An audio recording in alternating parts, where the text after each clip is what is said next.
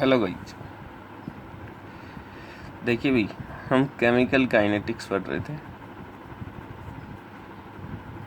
Chemical kinetics में हमने pseudo order वॉल्यूमेट्रिकल methods हमने जनरली देखे थे।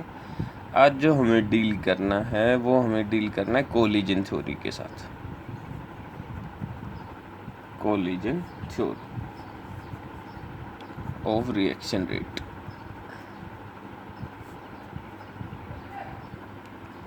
कोलिजन थ्योरी के साथ आज हमें डील करना है। कोलिजन थ्योरी क्या है? एक थ्योरी है जो अब बताएगी, जो बेसिकली बताती है कि रिएक्शन कैसे प्रोसीड करती है। रिएक्शन रिएक्टेंट जब आपके कंबाइन होते हैं तो वो कैसे कंबाइन होते हैं, क्या कुछ कंडीशन रिक्वायर्ड हैं रिएक्टेंट को प्रोडक्ट में कन्वर्ट होने के लिए। तो इन सब के साथ डील करेगी कौन? Collision theory. तो इसके कुछ गिवन पोस्टुलेट्स हैं, कुछ इसने स्टेटमेंट्स दी थी जिनको हम पोस्टुलेट बोल रहे थे। वो पोस्टुलेट क्या है? सबसे फर्स्ट की बात करते हैं तो सबसे पहले आपकी जो कोलिजन थ्योरी है वो आपको बताती है कि कोई भी रिएक्टेंट मॉलिक्यूल अगर प्रोडक्ट में कन्वर्ट होगा, सपोज करो आपका A2 + B2 कंबाइन होके AB बना रहा है, 2AB। तो कोई भी रिएक्टेंट कंबाइन होकर प्रोडक्ट बनाएंगे तो वो प्रोडक्ट कब बनेगा? जब इन दोनों के मॉलिक्यूल्स एक दूसरे के साथ कोलाइड करेंगे। तो इसकी कोलिजन थ्योरी की सबसे जो मोस्ट स्टेटमेंट थी, फर्स्ट स्टेटमेंट थी, वो यही थी आपकी कि रिएक्टेंट मॉलिक्यूल कोलाइड करेंगे एक दूसरे के साथ टू कन्वर्ट इनटू प्रोडक्ट। तो वो मैं लिख रहा हूँ कि reactant molecules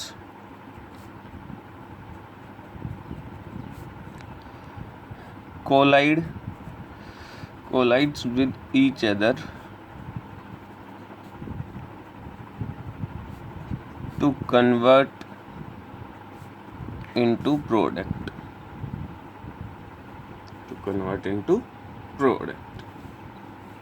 अभी देखो भाई, दूसरी स्टेटमेंट क्या था। अब हमें पता है रिएक्टेंट मॉलिक्यूल के पास एनर्जी है, बहुत सारे रिएक्टेंट मॉलिक्यूल एक दूसरे के साथ एक टाइम पे कोलाइड करते हैं। अगर सारे के सारे कोलिजन जो आपके कोलाइड हो रहे हैं, सारे के सारे कोलिजन आपके प्रोडक्ट में चेंज हो रहे हैं, जितने भी कोलिजन होंगे वो एक केमिकल चेंज को करवा रहे होंगे, तो आपकी रिएक्शन जो होगी वो बहुत फास्ट हो जाएगी, कुछ फ्रैक्शन ऑफ सेकंड के अंदर कंप्लीट हो जाएगी। बट जनरली ऐसा देखा नहीं गया। एक्सपेरिमेंटली जो हमें मिला वो रेट इतना हाई नहीं मिलता है। तो उस चीज़ के लिए फिर इसने एक दूसरी स्टेटमेंट दी अपनी। इसने बोला कि सारे के सारे कोलिजन जो होंगे वो केमिकल चेंज नहीं करेंगे, कुछ स्पेसिफिक कोलिजन रहेंगे जो केमिकल चेंज करेंगे, जिसके अगर वो कोलिजन होंगे तभी रिएक्टेंट आपके प्रोडक्ट में कन्वर्ट होंगे। उन कोलिजन्स को इसने बोला इफेक्टिव कोलिजन। तो इसने क्या बोला? Every collision does not lead to the formation of product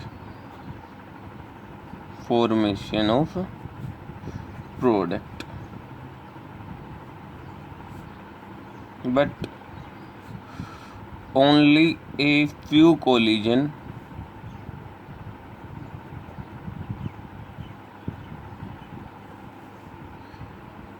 is responsible for a chemical reaction or for the formation of product.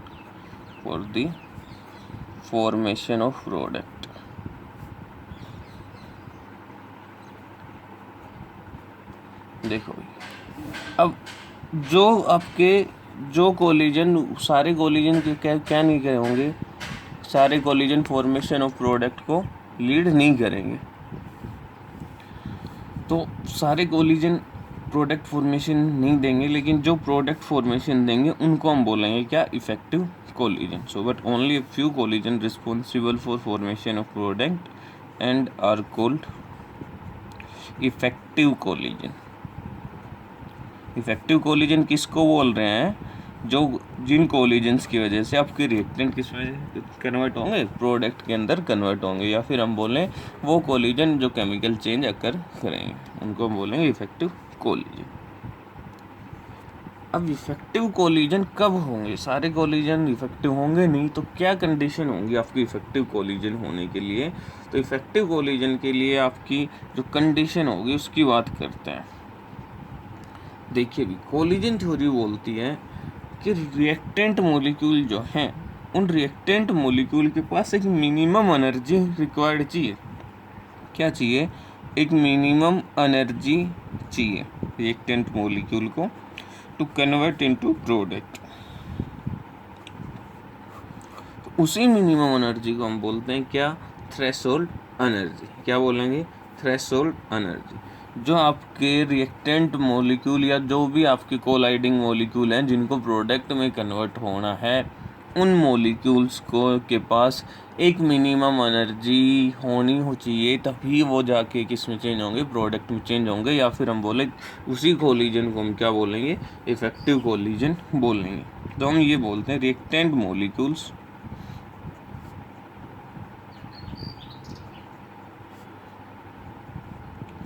must have threshold energy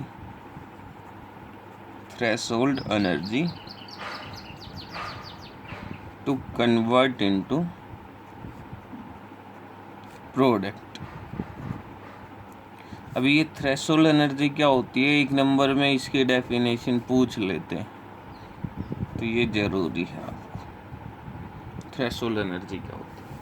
हम बोलते हैं it is the minimum amount of energy,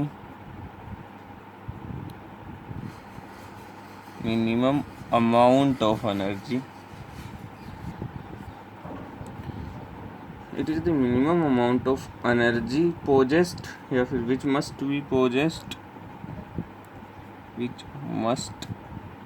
possessed by the reacting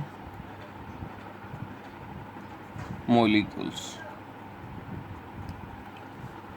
to convert into product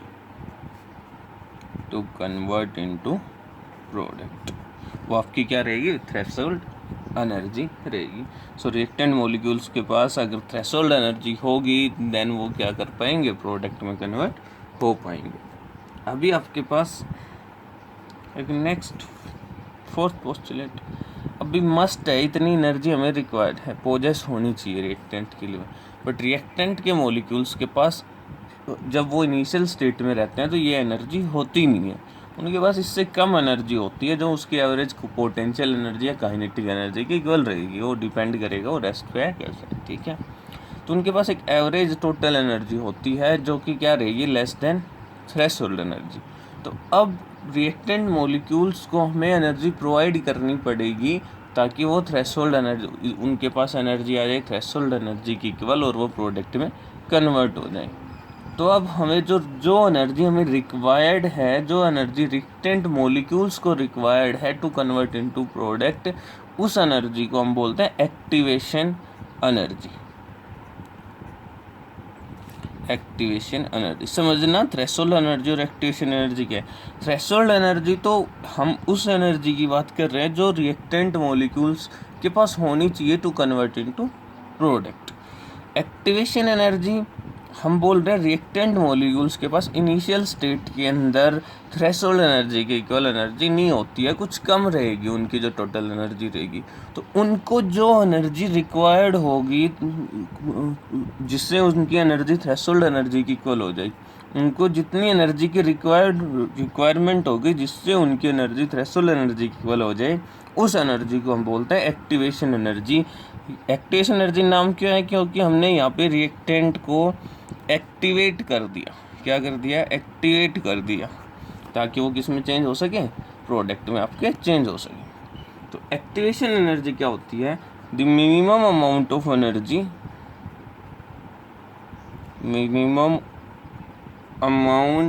energy, required by the reactant molecule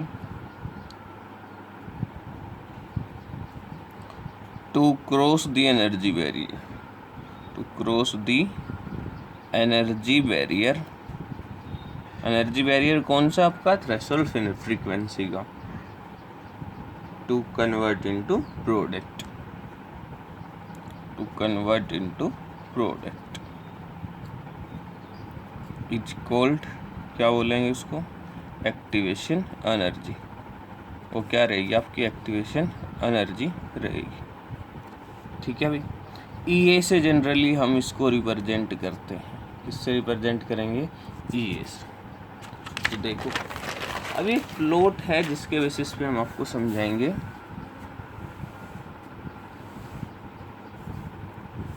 इधर आपकी potential energy, ये आपका reaction coordinates, ये आपके हैं reaction coordinates. Reaction coordinates means जिनके ऊपर रिएक्शन डिपेंड करेगी, जनरली टाइम के अकॉर्डिंग कैसे कैसे आपके क्या क्या चेंजेज आ रहे हैं उनकी बात होती है। तो सपोज करो इनिशियली आपके रिएक्टेंट मॉलिक्यूल की जो एनर्जी थी वो ये थे इनिशियली, और जो हमें एनर्जी चाहिए टू कन्वर्ट इनटू प्रोडक्ट वो चाहिए ये थ्रेशोल्ड एनर्जी। आपकी क्या है? इतनी एनर्जी रिएक्टेंट मॉलिक्यूल्स को चाहिए। ये क्या है भाई आपकी?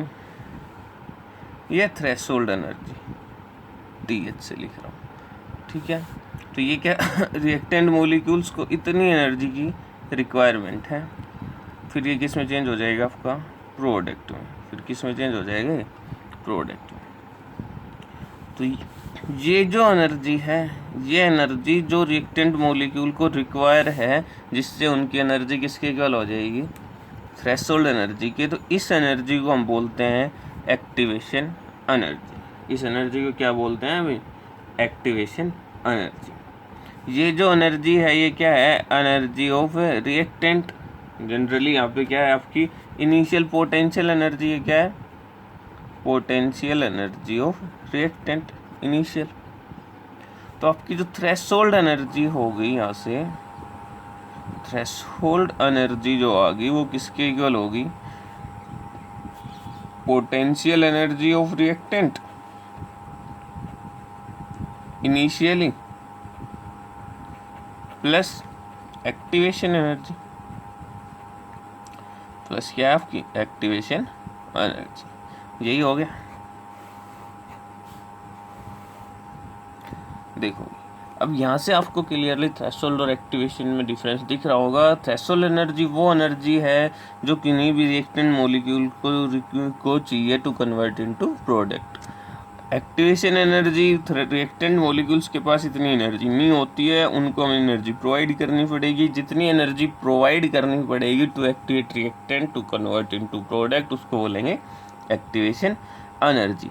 अब ये देखो, ये ग्राफ एक मैंने ऊपर बनाया, एक ग्राफ मैं यहाँ बना रहा हूँ।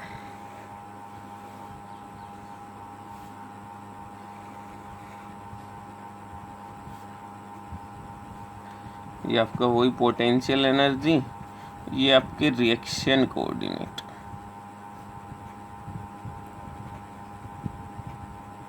ये आपका रिएक्टेंट, ये आपका प्रोडक्ट।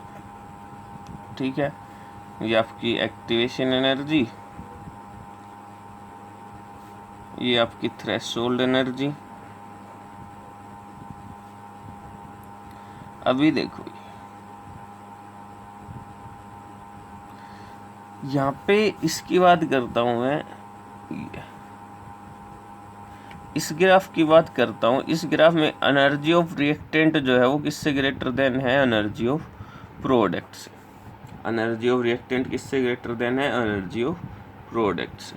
तो अगर यहाँ पे जो मेरा जो डेल्टा H आएगा, enthalpy of reaction, overall reaction की बात करूँ डेल्टा H की, तो रिएक्टेंट जब आपका प्रोडक्ट में चेंज हुआ तो एनर्जी रिलीज क्या हुई है? ज़्यादा। दैट मीन्स ओवरऑल रिएक्शन के अंदर आपकी एनर्जी क्या हुई होगी? रिलीज। सो डेल्टा H क्या आएगा? नेगेटिव, और वो किसके इक्वल रहेगा? EP माइनस ER, और ये क्या रहेगा? नेगेटिव। अगर ये नेगेटिव है तो सो ये ग्राफ किसके लिए हो जाएगा आपका? For exothermic reactions. किसके लिए हो जाएगा? For exothermic reactions. इसकी बात करता हूँ, यहाँ पे एनर्जी ऑफ प्रोडक्ट जो है वो ग्रेटर देन है किससे, एनर्जी ऑफ रिएक्टेंट से।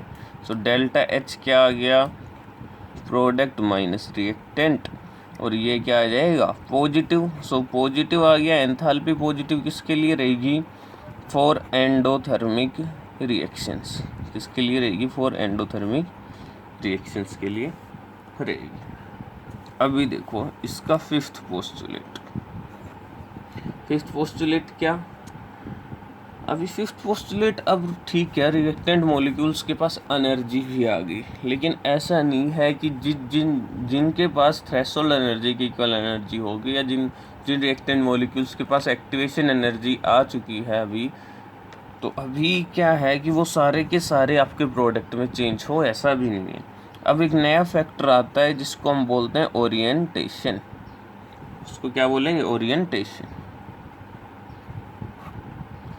कोई भी कोलिजन इफेक्टिव होगा उसके लिए जब वो कोलाइड करेंगे तो उस at the time of collision reactant molecules की एक प्रॉपर ओरिएंटेशन होनी चाहिए, जिससे वो क्या करेंगे, प्रोडक्ट फॉर्मेशन होगा। सो रिएक्टिंग यहाँ पे लिखा जाता है, reacting molecules must have proper orientation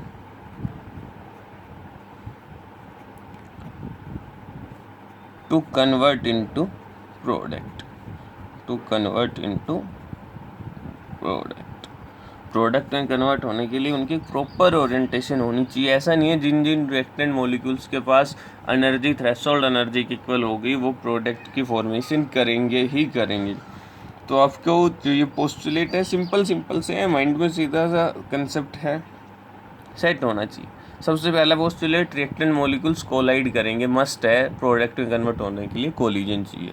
दूसरा, सारे के सारे पोस्टुलेट जो आपके कोलिजन्स रहेंगे वो इफेक्टिव नहीं होते हैं। अगर वो इफेक्टिव होते तो रिएक्शन रेट बहुत हाई होती, बट ऐसा हुआ एक्सपेरिमेंटली ऑब्जर्व नहीं हुआ। इसलिए ये स्टेटमेंट है कि सारे कोलिजन इफेक्टिव नहीं है, उन कुछ एक few fraction of collisions are effective.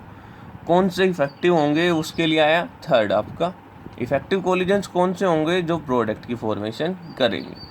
Third postulate आया, थर्ड पोस्टुलेट बोलता है रिएक्टेंट को प्रोडक्ट में कन्वर्ट होने के लिए एक एनर्जी की रिक्वायरमेंट है, उन रिएक्टेंट मॉलिक्यूल्स के पास उतनी एनर्जी होनी चाहिए, तभी वो किस में चेंज होंगे, आपके प्रोडक्ट में। उस एनर्जी को हम बोलते हैं थ्रेशोल्ड एनर्जी।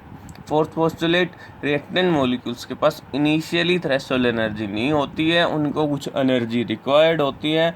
वो एनर्जी कहाँ से मिलेगी वो अभी हम देखेंगे। उस एनर्जी को बोलेंगे एक्टिवेशन एनर्जी। अगर रिएक्टेंट जब आपका प्रोडक्ट में कन्वर्ट हो रहा है तो हमने दो ग्राफ पढ़े हैं, आपकी डेल्टा एच अगर नेगेटिव है तो एक्जोथर्मिक, डेल्टा एच अगर पॉजिटिव है तो एंडोथर्मिक। अगर रिएक्टेंट मॉलिक्यूल्स की एनर्जी ज़्यादा है प्रोडक्ट से तो हम बोलते हैं एक्जोथर्मिक। अगर रिएक्टेंट मॉलिक्यूल्स की एनर्जी कम है किससे, प्रोडक्ट से, तो हम बोलते हैं एंडोथर्मिक रिएक्शन।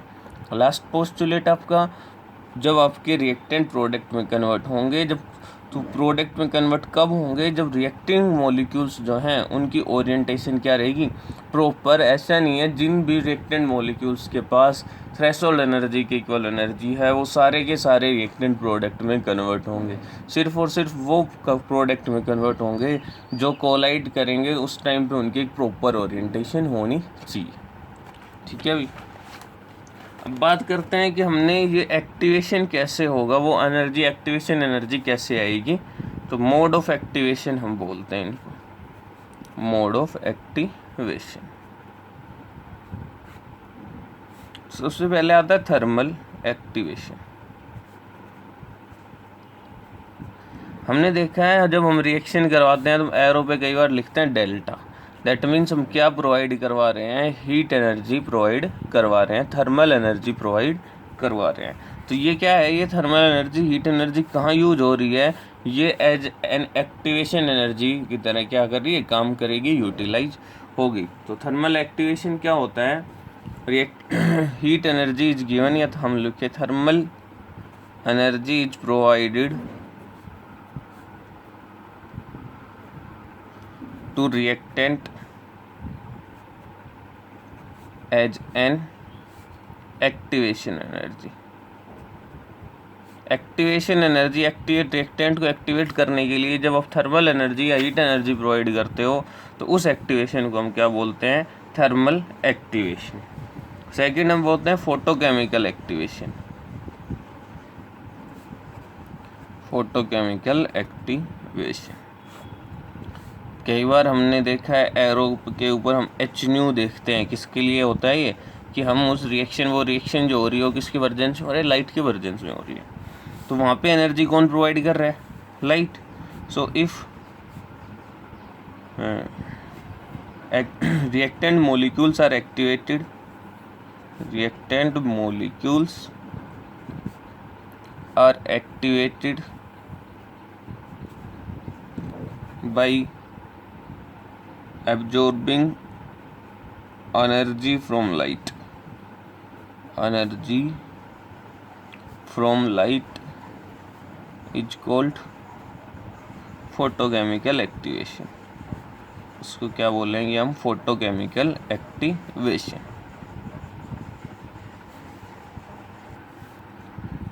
थर्ड आपका जो होगा, थर्ड में हम बोलते हैं कोलिजन एक्टिवेशन भी हम उसको बोलते हैं, या फिर हम बोलते हैं कि रिएक्टेंट इंटरमोलिकुलर एक्सचेंज भी, सॉरी एक्टिवेशन भी हम उसको बोलते हैं।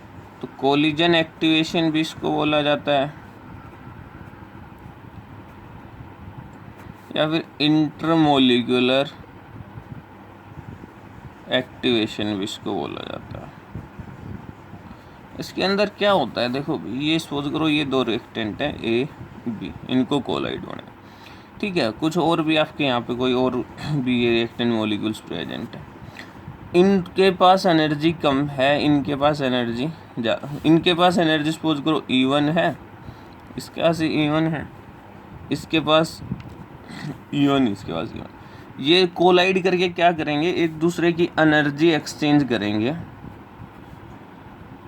जब कोलिजन होगा तो सपोज करो इन दोनों ने कोलिजन किया, ये प्रोडक्ट की फॉर्मेशन तो नहीं करेंगे, in elastic collision, sorry elastic collision होगा, प्रोडक्ट की फॉर्मेशन नहीं करेंगे, इन इफेक्टिव आपका कोलिजन होगा।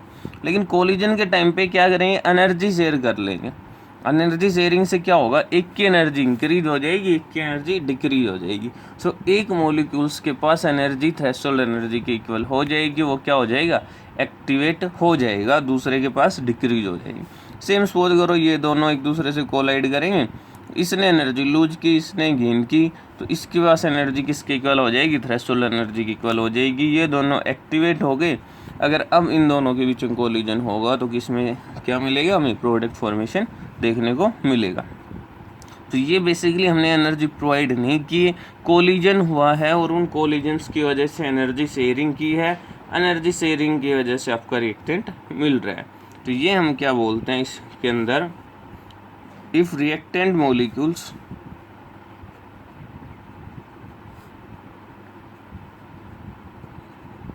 became active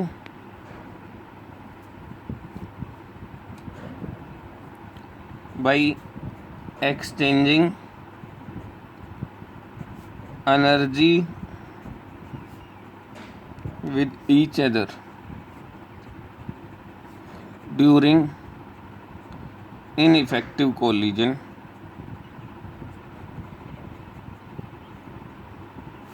then such activation is called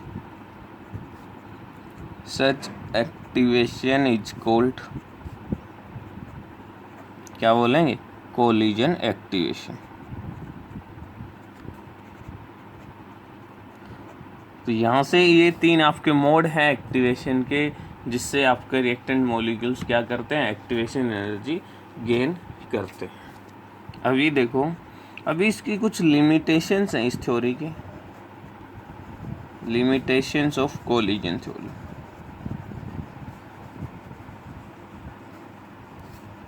क्या लिमिटेशंस हैं उनके साथ डील करते हैं। सबसे पहले तो हमें न्यूक्लियर रिएक्शंस देखी हैं, वो बहुत हाई फास्ट रेट पे होती हैं, बहुत फास्ट रेट पे होती हैं, तो उनके रेट को ये एक्सप्लेन नहीं कर पाते। This theory fails to explain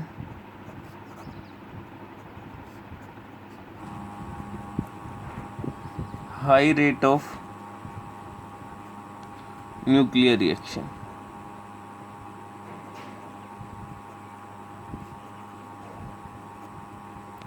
second, this theory fails to explain rate of complex reaction। Complex reaction वो रिएक्शन जो मल्टी स्टेप्स में हो रही हैं, उनके रेट को एक्सप्लेन करने में क्या हो जाते हैं, फेल्स हो जाती है। पैरेलल रिएक्शंस हो गई, कॉन्जुगेटिव रिएक्शंस हो गई, उनकी रिएक्शंस को एक्सप्लेन करने कॉम्प्लेक्स बोलें हम, पैरेलल बोलें, ठीक है, रिवर्सिबल बोलें, ये सर इन रिएक्शंस के रेट को एक्सप्लेन करने में ये थ्योरी आपकी फेल होगी, ठीक है। थर्ड की हम बात करें पॉलीमराइजेशन। हम पॉलीमर्स बनते हैं, आपकी यूनिट भी है एक पॉलीमर, उसमें हम पढ़ेंगे कैसे आपके पॉलीमर बनते हैं, कैसे एक मॉलिक्यूल लिंक होता जाता है और एक लार्ज पॉलीमर बनाता है। तो क्या पॉलीमराइजेशन रिएक्शंस के रेट को एक्सप्लेन करने में फेल होगी। This theory fails to explain rate of polymerization reaction।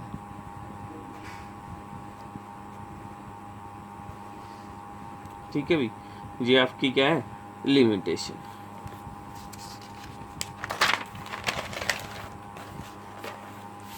देखो इनकी लिमिटेशन हो गई। अभी क्या है, अभी आपके पास कुछ इसके अंदर मॉडिफिकेशन चाहिए जो जिनकी वजह से वो लिमिटेशंस आई थी। तो वो मॉडिफिकेशंस क्या थी, या वो लिमिटेशंस को जो लिमिटेशंस क्या हैं,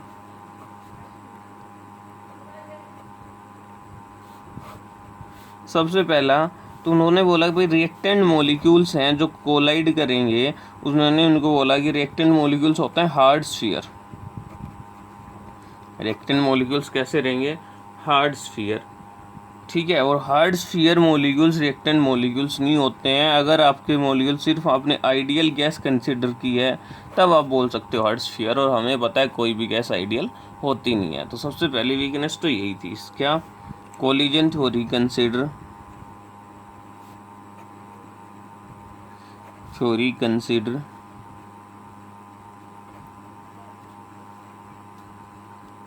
reactant molecules as a hard sphere। reactant molecules as a hard sphere, like ball है, कोई हार्ड बॉल है, वो एक दूसरे के साथ दो बॉल टकरा रही हैं और उसके बाद क्या हो रहा है, आपका प्रोडक्ट फॉर्मेशन हो रहा है। सेकंड क्या था, सेकंड ये जो थ्योरी थी आपकी क्लासिकल उस पे बेस्ड थी, क्लासिकल मैकेनिक्स पे। लेकिन जैसे ही क्वांटम मैकेनिक्स आई तो बहुत सी चीज़ें चेंज हो गई। तो क्लासिकल मैकेनिक्स बहुत सी चीज़ों को एक्सप्लेन नहीं कर पाया था माइक्रोस्कोपिक स्केल पे। तो यही इसकी कोज था जिसकी वजह से इसकी लिमिटेशन चाहिए। This theory based on classical mechanics.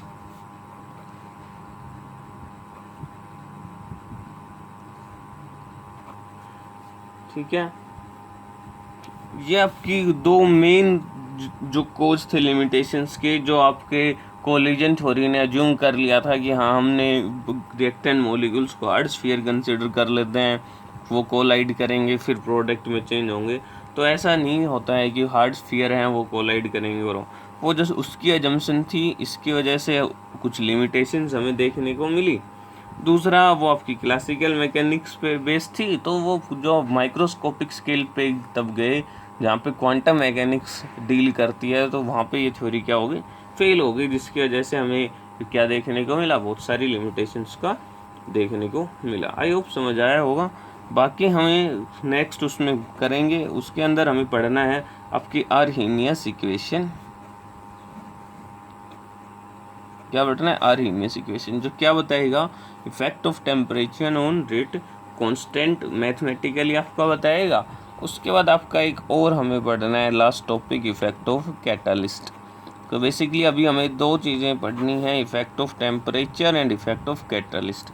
Effect of concentration आपने पढ़ लिया था इंटीग्रेटेड रेट इक्वेशन में, उनमें सभी में आपने देख लिया था। तो हमने जो स्टार्टिंग की थी यूनिट तब बोला था रेट किस पे डिपेंड करेगा, कंसंट्रेशन ऑफ रिएक्टेंट पे, नेचर ऑफ आपके रिएक्टेंट पे, इफेक्ट कैटालिस्ट से इफेक्टेड होगा, टेम्परेचर से इफेक्टेड होगा। वो सभी चीज़ें हम क्या कर रहे हैं, हमने डील की है। कंसंट्रेशन नेचर से हम डील कर रहे हैं, अभी हम टेम्परेचर और कैटालिस्ट के साथ नेक्स्ट लेक्चर में डील करेंगे। आई होप समझ आया होगा। Thank you.